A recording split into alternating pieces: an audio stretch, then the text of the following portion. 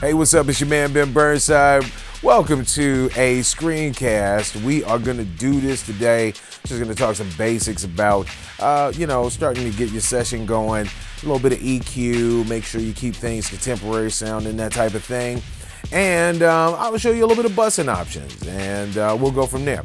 Then we'll do some other stuff on the next screencast, all right? So here we go. I have a VO session here that I'm just kind of starting to play with a little bit. It actually came in as mono. I like to use dual mono, if you notice. Some people call it stereo. I call it dual mono. It just depends on what you're doing and what you're trying to do it with, what you're trying to do at the end of the day, okay? So check it out. Here we go. I'm just going to go ahead and get rid of that right there. I have this. We're your official #1 station, bringing you all the hottest events. Right? Okay. So we got that under control, and we just kind of want to make that voice a bit stronger and give it some filters and stuff like that. That's going to make it real cool and do whatever we want to do with it. All right. So check it out. We're your official #1 station, bringing you all the hottest events. Foxy 99, the big stick. Now, it sounds pretty good so far. I mean, it's always a good starting file. It always kind of depends on what you're going to start with.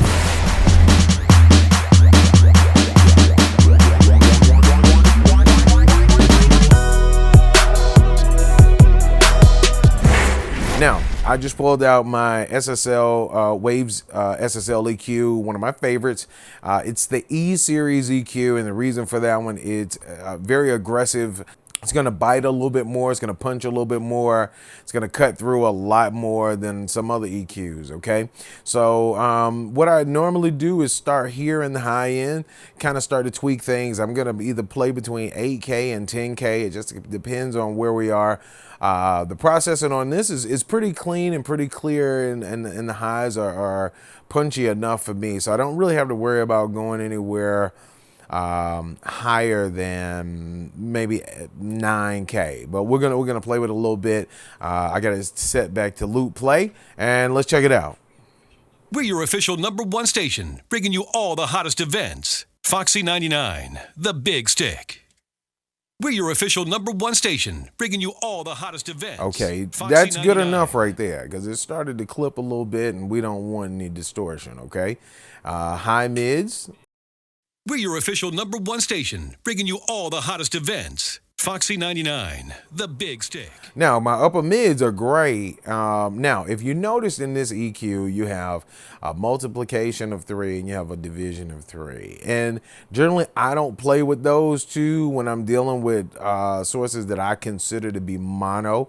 I know this voice is considered stereo because it's, there's a left and there's a right here. But in all honesty, I look at it more as a multi-mono than anything.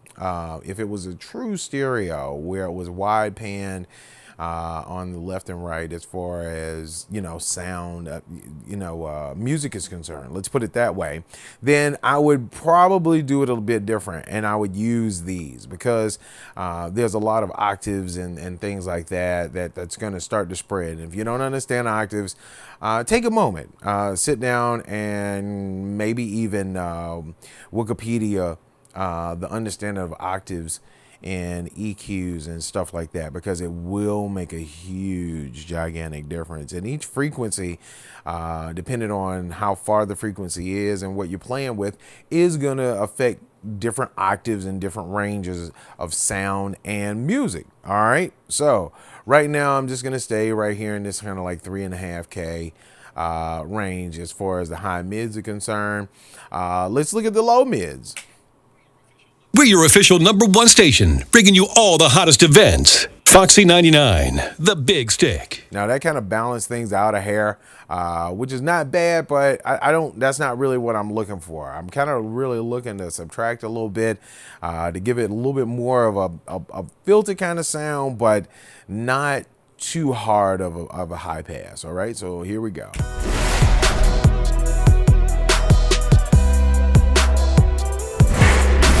We're your official #1 station, bringing you all the peeking out. hottest events. Foxy 99, the big That stick. sounds a lot better. Now, if you notice, I clicked on this button right here. This button basically is to bring you down to unity. If you are peaking, or even if you're low, if your recording is low, it'll bring it up to 0. That's unity, okay? And then we have the low frequencies. It just depends on what your goal is as far as that piece of audio is concerned. If you need a big boomy voice, kind of like a big, like movie trailer type voice, that kind of thing, you may bump up the lows a hair, here or there. And depending on what frequencies you're dealing with, it always depends on what kind of voice you're dealing with at that point.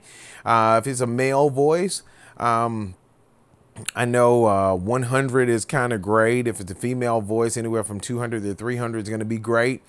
If it's a really boomy voice, you may actually start to cut a bit because you really want the voice to cut through, and you don't want to share frequency range with other like sound effects and music and stuff like that. You really want the voice to have its own niche right inside of the spectrum of sound. So just kind of think of it that way. Think of it like a pie when you listen to a complete sound. Everything has its own EQ range. And if it lives inside of that range and everything else kind of lives inside of its own range, you can see everything very clearly. If it's a pie and, things start to overlap and you can't see really what's going on, then that pie is kind of a mess, and, you really don't like it and you really don't want to eat it at the end of the day. So that's kind of how sound is a little bit, okay? Now, let's listen to this one more time. We're going to listen with low frequencies. We're your official #1 station, bringing you all the hottest events. I'm going to cut it a little bit. Yep. Foxy 99, the Big Stick. Okay. We're your official #1 station, bringing you all the hottest events. Foxy 99. All right, great. Now, normally I would kind of pull this high pass filter in, but I don't really want to use it right now. The Big Stick. I just want to. I may bump out some of the. There's no real rumble in this voice. It's recorded very clean, so I don't have to worry about any kind of real crazy rumble going on. We're your official #1 station, bringing you all the hottest events. Foxy 99. All right, now the thing I'm just gonna bring the whole overall volume up a hair, just so you can hear it very well. We're your official #1 station, bringing you all the hottest events. Foxy 99. Okay, I feel like we're clipping a little bit in the highs, so I'm gonna bring it down a little bit. The Big Stick. Okay, that's much better. And it's just that these frequencies right here in the sibilances are a little extra. You know what I'm saying? It's just a little extra, and we need to just bring it back. Now that's just the bottom line to that. And I think the voice needs some meat, and it's not the voiceover person or anything like that. It's just that once we start to kind of tweak things out and look at what we're doing, we'll start to make it bigger at the end of the day. We're your official #1 station, bringing you all the hottest events. Foxy 99. All right, now that helped a lot. This is the CLA 2A. And I love it. It's one of those things where you can really just kind of put it on and almost set it and forget it. You don't have to do a ton. It does a lot though. It's a compressor. It's a limiter. You can kind of control some of the frequencies here and there. It gives a kind of analog feel between the different hertzes, 50 hertz and 60 hertz. And that's just depending on what kind of amperage you kind of want to deal with and that kind of thing. And you can check out your VUs to be gain reduction right here. It could be input, so you can make sure you don't clip coming in. You can check output to make sure you don't clip going out. It does have a pretty fairly decent menu. I don't really use a ton of it. I just kind of go and I listen and I know what I want at the end of the day. If you crank up the gain, it will crank it up very aggressively. So you'd only want to go up 1 or 2 dB at a time, 1 or 2 dB at a time. But it does a good job. Okay. The Big Stick. Okay. So we want some peak reduction here. Just because. We're your official #1 station, bringing you all the hottest events. Foxy 99. Okay, if you look at my VU meter here, it's bouncing in the red, but it's not completely, it's just not burnt. We're your official #1 station, bringing you all the hottest events. Foxy 99.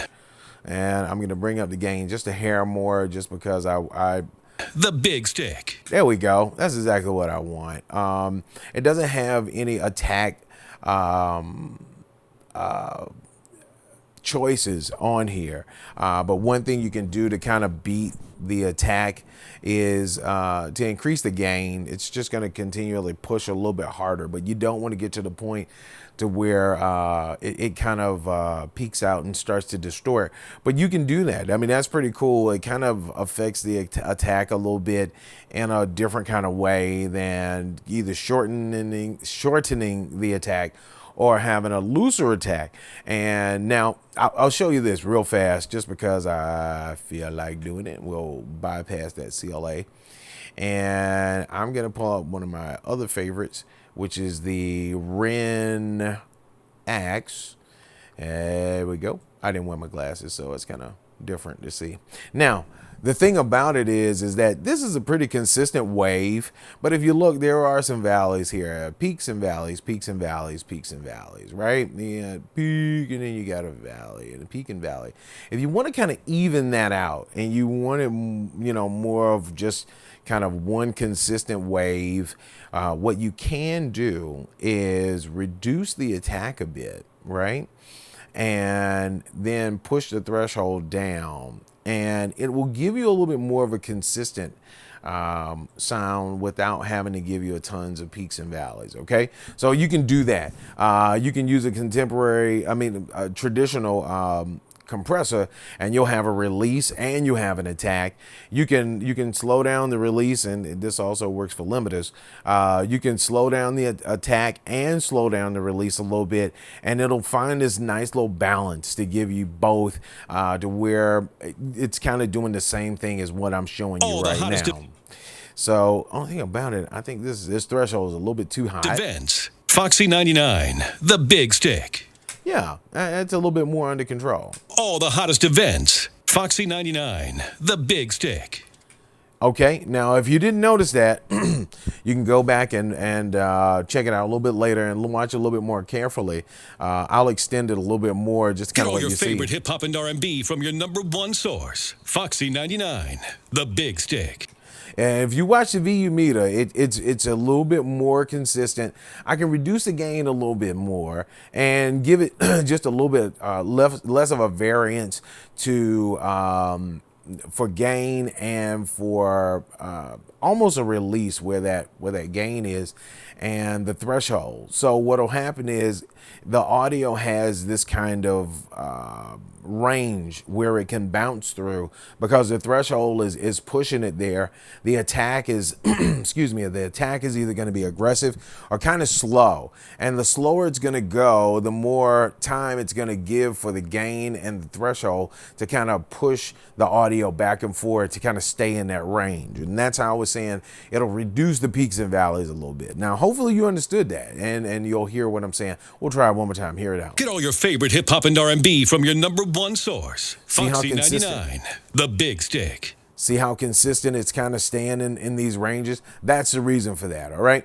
So I don't mind. We can leave the Renax there. That's fine. Now I'm going to show you simple bussing, all right? And I like to have a little bit of reverb going on my VOs. Let me turn off some of these tracks here real fast because they're just not needed at this point, right? Okay, so I use tons and tons of different reverbs, none that I consider a go-to or my very favorite one. It just depends on what I'm trying to do and why. Okay, now I set up an aux one somewhere. Anyways, you know what, we'll just start from scratch. Who cares?